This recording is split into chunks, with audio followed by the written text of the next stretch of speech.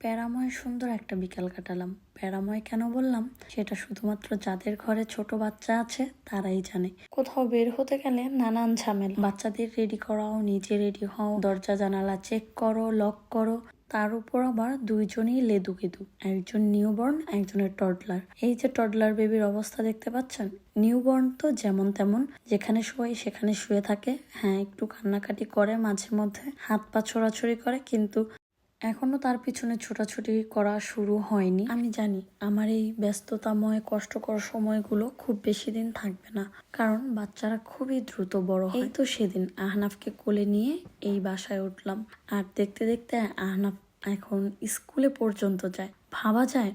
তাই চেষ্টা করি বাচ্চাদের নিয়ে প্রতিটা মুহূর্তই উপভোগ করার। প্রবাহমান সময় খুবই দ্রুত অতিবাহিত হয়ে যায়। মাত্র কিছুদিনের ব্যবধানেই এই সময়গুলো হয়ে যাবে স্মৃতিময়।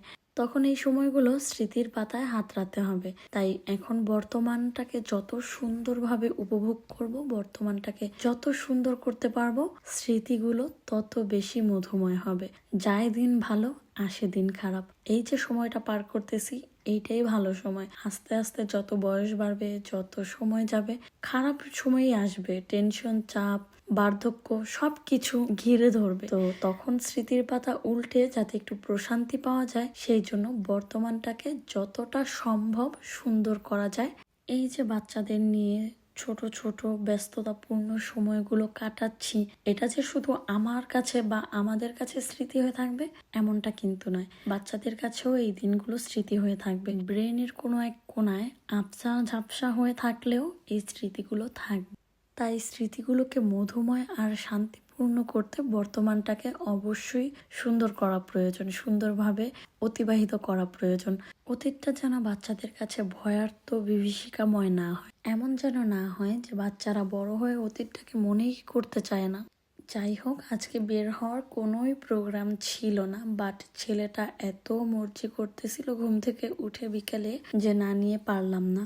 যদিও আমার অবস্থা খুবই খারাপ, মাথা একদম ভার হয়ে আছে, দুই চোখ ঘুমে ঢুলু ঢুলু করতেছে। সকালবেলা চা কফি কিছুই খাওয়া হয়নি, ঘুম হবে না ভেবে খাইনি কিছু। বাট এখন না খেলে আর তাকিয়ে থাকতে পারবো না, আর এখনো আমাকে অনেকটা সময় জেগে থাকতে হবে।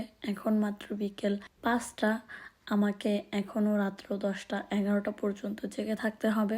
তাই কফিটাকে আর অ্যাভয়েড করতে পারলাম না। নিয়েছিলাম একটা লাত্তে মাইকা, তো একটু বেশি গরম দিতে বলেছিলাম, কারণ আমার গলার অবস্থাও খুব খারাপ।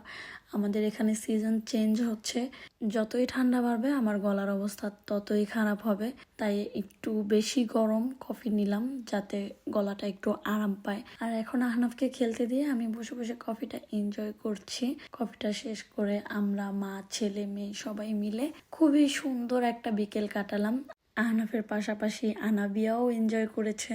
আনাবিয়াও বাইরে বের হলে এখন খুশি হয়, চারদিকে তাকায়, গাছপালা দেখে, পশু পাখি দেখে, কথা বলে, চারদিকে ঘুরে হাসে। ভালো লাগে আমার কাছে, এই জন্য আমারও ওদের নিয়ে বাইরে বের হতে ভালো লাগে। যাই হোক, ভালো থাকবেন সবাই, দেখা হবে নেক্সট ভিডিওতে। Till then stay fit and fine. আল্লাহ হাফেজ।